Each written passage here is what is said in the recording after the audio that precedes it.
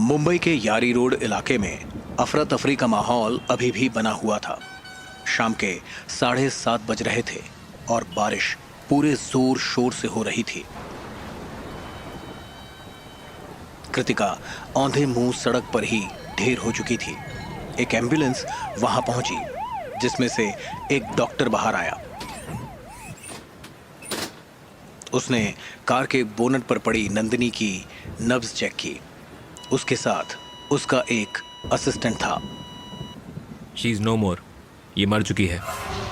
फिर उस डॉक्टर ने कार के अंदर ढेर हुए इंस्पेक्टर मोरे की नब्ज चेक की। ये भी मर चुका है। लेकिन तभी उसी वक्त मोरे ने अपनी आंखें खोल ली। अनी, अनी। ये इंस्पेक्टर जिंदा है, इसे एम्बुलेंस में डालकर हॉस्पिटल ले जाना होगा। वहीं दूसरी तरफ वो कांस्टेबल जिसने कुछ देर पहले कृतिका पर निशाना लगाया था, कृतिका के पास आया। ये सब मीडिया वाले दूर से रिकॉर्डिंग कर रहे थे। सीन के पास जाने की उन्हें परमिशन नहीं थी। उस कांस्टेबल ने देखा कि कृतिका को गोली नहीं लगी थी।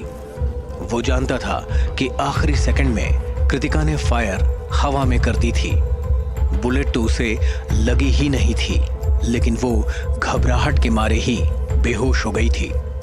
कांस्टेबल ने कृतिका को होश में लाने की नाकाम कोशिश की। ओ डॉक्टर साहब, इनको भी एम्बुलेंस में डाल दो।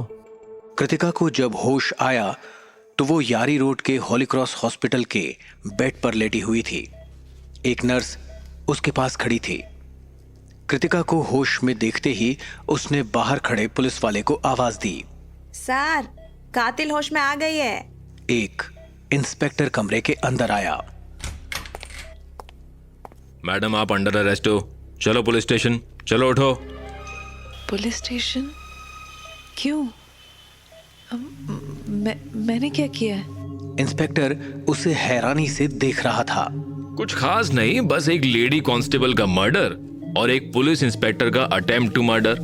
वो इंस्पेक्टर भी अभी जिंदगी और मौत के बीच किधर लटका हुआ है। मैंने किसी को नहीं मारा, मैं ये सब क्यों करूंगी? लेकिन क्या इंस्पेक्टर मोरे बच जाएंगे? इंस्पेक्टर ने कृतिका के सवाल का कोई जवाब नहीं दिया। आप पुलिस थाने चलिए, बहुत सवाल पूछती हो आप। पहले से ही बाहर खड़े मीडिया वालों ने सवाल पूछ पूछ कर दिमाग खराब कर दिया है। ठीक है, मैं जरा वॉशरूम जाकर आती हूँ। ठीक है, जल्दी आओ, लेकिन जल्दी आने का।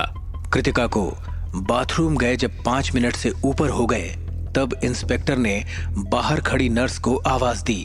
नर्स, वो मैडम को बाहर आने को बोलिए, पूरा दिन वेट करने का टाइम नहीं है मेरे पास। नर्स ने दरवाजा खटखटाया। ओ कातिल मैडम, बाहर आओ। कातिल मैडम, बाहर आओ। लगता है वो कातिल मैडम बाथरूम से बाहर चली गई। She ran away sir. क्या बकवास कर रही हो सिस्टर? बाहर कैसा जाएगी? दरवाजे के सामने तो मैं खड़ा है। सर, बाथरूम में 2 दरवाजा है। एक दरवाजा बाहर के साइड भी खुलता है। मेरे को लगता है कातिल मैडम आपको फूल बना करके भाग गई।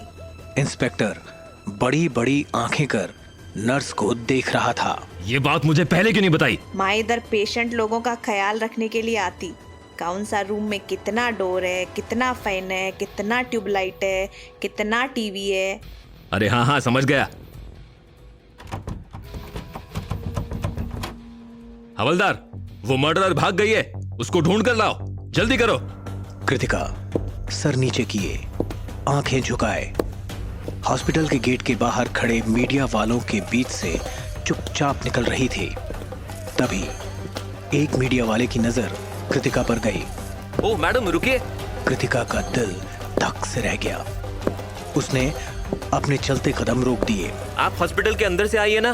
कृतिका ने हाँ का इशारा करते हुए सिर हिलाया। वो अब भी किसी से नजर नहीं मिला रही थी।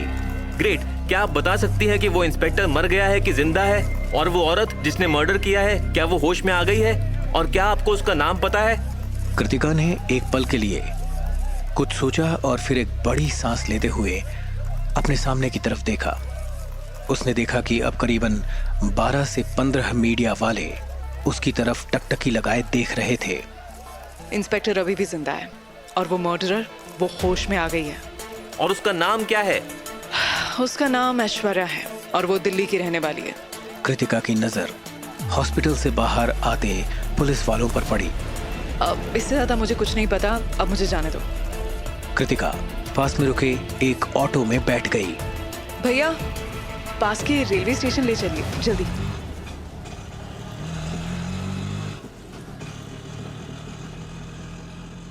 अगले 1 घंटे में कृतिका मुंबई के अंधेरी रेलवे स्टेशन पहुंच चुकी थी। वो स्टेशन के टिकट काउंटर पर लगी लाइन में खड़ी थी। अपना सर झुकाए वो मन ही मन खुद से बातें कर रही थी। रेलवे स्टेशन तो आ गई हूँ, लेकिन अब कहाँ जाऊँ? घर जाना तो खतरे से खाली नहीं है। इतने में टिकट की लाइन में कृतिका का नंबर आ चुका था। किधर का टिकट चाहिए? मुझे वो तभी कृतिका की नजर टिकट काउंटर के कमरे के अंदर चल रहे टीवी पर गई। उसने देखा कि एक न्यूज चैनल पर इंस्पेक्टर मोरे का इंटरव्यू चल रहा था। सर, क्या आप उस औरत के बारे में हम लोगों को कुछ बता सकते हैं? और क्या आपको पता है कि वो भागकर कहाँ गई होगी? आप लोगों को मिली हुई इंफॉर्मेशन सही है। वो औरत का नाम ऐश्वर्या है और वो दिल्ली की रहने वाली है। दिल्ली में वो पटेल नगर में कहीं रहती है। उसके पास खुद की कार है। इसलिए मैं पुलिस और बाकी अथॉरिटीज को रिक्वेस्ट करता हूं, मुंबई से बाहर जाने वाली हर एक कार की तलाशी ली जाए। वो औरत पक्का दिल्ली बाय रोड जाएगी। ये सुन यकायक कृतिका की आंखों से आंसू बहने लग गए। थैंक्स मोरे सर। मैडम देखा, वह औरत खुल्लम खुल्ला एक पुलिस वाली लेडी को मार के दिल्ली भाग गई और हमारी पुलिस कुछ नहीं कर सकी। ये पुलिस वाले सिर्फ गरीब लोगों को तंग करने के लिए है। असली काम तो होता ही नहीं इन लोगों से। छी, क्या बोलेगा? आप बोलो, किधर का टिकट दूं? मेरे घर की आई मीन बेवरी रेलवे स्टेशन। अगले 3-3.5 घंटों में ही कृतिका भिवरी में अपने घर पहुंच गई। रात के 1 बज रहे थे। कृतिका ने घर में आते ही सबसे पहले अपना टीवी ऑन किया। कृतिका ने देखा कि टीवी पर उसकी तस्वीर दिखाई जा रही थी, लेकिन क्योंकि उसकी वो तस्वीर काफी दूर से खींची गई थी, इसीलिए वो बिल्कुल भी क्लियर नजर नहीं आ रही थी। वहीं इंस्पेक्टर मोरे ने सबके लिए कृतिका की आइडेंटिटी ही बदल दी थी और सारी इन्वेस्टिगेशन एजेंसीज अब कृतिका को ऐश्वर्या के नाम से जानती थी और उसे दिल्ली में ढूंढ रही थी। कृतिका ने गहरी आह भरी। Thank you More sir, thank you, you are an angel. इसके बाद कृतिका ने अपने पूरे घर को एक बार चेक किया। जब उसे पूरी तरह से यकीन हो गया कि उसके घर में उसके अलावा और कोई नहीं था, तब वो अपने बेडरूम में सोने के लिए आई। लेकिन उसे अपने ही बिस्तर में सोने में घबराहट महसूस हो रही थी।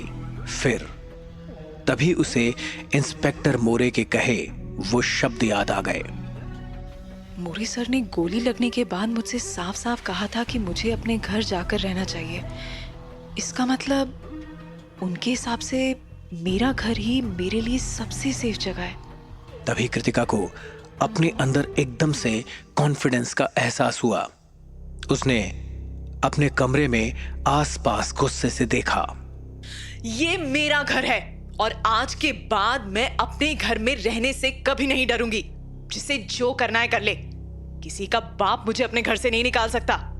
कृतिका की नजर बिस्तर के पास पड़ी उसकी एंग्जाइटी की टैबलेट्स पर गई। उसने एकदम से उस टैबलेट्स की बोतल को उठाया और खिड़की से बाहर फेंक दिया। उसके बाद उसने कमरे की लाइट्स बंद करके एसी ऑन कर दिया और फिर अपना कंबल ओढ़कर बिस्तर पर लेट गई। उसने अपने बिस्तर को प्यार से सहलाया। I missed you so much. उसकी नजर जब खिड़की के बाहर काले अंधेरे पर गई तो उसे बीते हुए समय की सारी स्ट्रेसफुल घटनाएं एक साथ याद आ गई। Fuck everyone. Fuck everything. खुद में एक अजीब सी बेपरवाही को महसूस करती हुई कृतिका अगले 5 मिनटों में ही गहरी नींद सो गई थी। कृतिका की आंख अगले दिन सुबह 11 बजे खुली। उसके चेहरे पर सुकून था। इतनी अच्छी और गहरी नींद सोए हुए उसे जमाने हो गए थे। उसने एक अंगड़ाई ली और अपने सुकून के इस एहसास को कुछ और पल जीने की कोशिश की।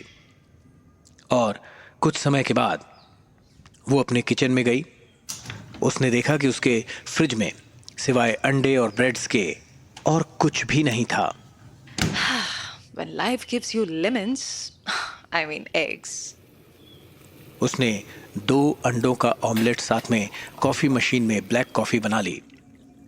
तभी उसने घर के बाहर कुछ आवाज सुनी।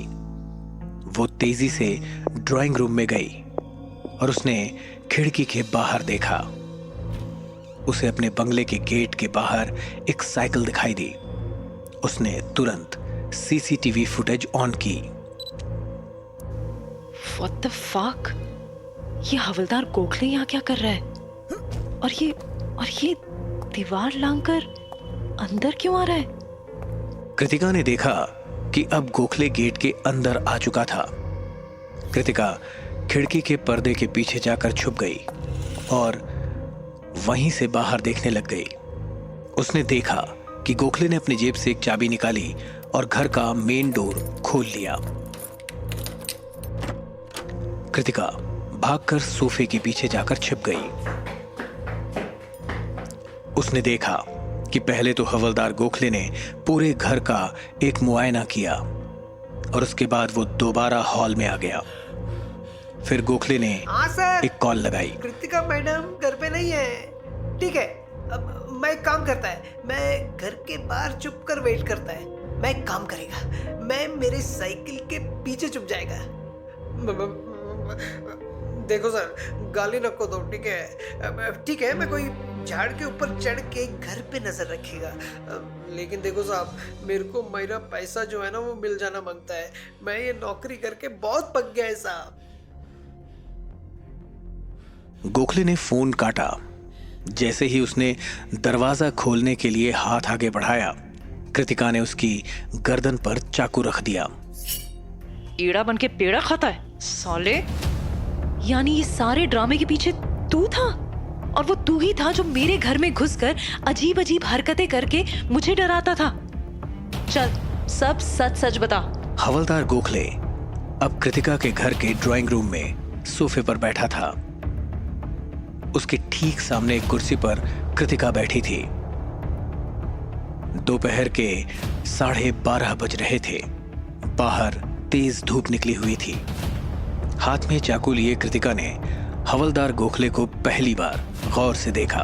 उसकी हाइट 5 फीट 5 इंच की थी और वो उम्र में 48-50 के आसपास का था। उसके घुंघराले बाल सर के ऊपर वाले हिस्से में झड़ने लग गए थे। उसकी मूछें घनी थीं और नाक के पास एक छोटा सा मस्सा था। उसकी आंखों से पता चल रहा था कि उसका दिमाग लगभग खाली ही है। गोखले सब सच बता, वरना चाकू सीधा छाती में घुसा दूंगी। तू जानता है मैं सिर्फ धमकी नहीं देती। मैडम, मेरे को मालूम है आप बहुत शक्तिशाली हो। मुझे मारना मत। मुझे पैसों का बहुत जरूरत है, इसके लिए मैं उन लोगों के साथ मिल गया। मुझे कैसे भी करके ये नौकरी छोड़नी है कृतिका मैडम। इधर मैं इतना अकेला रहता है ना कि एक बार तो मुझे लगा कि मैं मर गया, और 2-3 महीना मैं ऐसे ही चौकी में बैठा रहा कोने में, ये सोच के कि मैं मर गया। लेकिन एक दिन मेरे दांत में दुखना लग गया। तभी मैंने सोचा कि अगर मैं मर गया तो मेरे दांत में दुखेगा कैसा? इसका मतलब मैं मरा ही नहीं। गोखले की बातें सुनकर कृतिका का मन हुआ कि वो एक ही झटके में गोखले की गर्दन उस चाकू से काट दे, लेकिन उसने सब्र रखने का फैसला किया। तुम किन लोगों के लिए काम कर रहे हो वो बताओ अभी। गोखले ने छाती पर हाथ रख लिया। मेरे को लगता है मेरे को हार्ट अटैक होने वाला है। मुझे जल्दी से अमेरिका के कोई अच्छे हॉस्पिटल में लेकर चलो रे बाबा। कृतिका गोखले के पास आई और उसने चाकू ठीक गोखले की गर्दन पर रख दिया। हार्ट अटैक से तो तू बाद में मरेगा, पहले तेरी गर्दन उड़ा देती हूँ। चल, बिना कोई नाटक करे उन लोगों का नाम बता। बताता हूँ, लेकिन सब सच नहीं बताएगा, थोड़ा झूठ बोलना पड़ेगा, नहीं तो वो लोग मुझे मार डालेंगे। कृतिका ने चाकू की धार से गोखले की गर्दन पर हल्का सा कट कर दिया। मैं रितेश सर के लिए काम करता है। कृतिका ने गोखले के चेहरे पर जोर से थप्पड़ जड़ दिया। बस बहुत हो गया, अगला वर्ड तेरे मुंह से सिर्फ सच निकलना चाहिए, नहीं तो। रितेश सर के लिए काम करता है मैं, यही सच है मैडम। वो जिंदा है, वो कभी मरा ही नहीं। कृतिका ने चाकू अपने सर के ऊपर उठा लिया। गोखले को अपनी मौत कृतिका की आंखों में साफ दिखाई दे रही थी।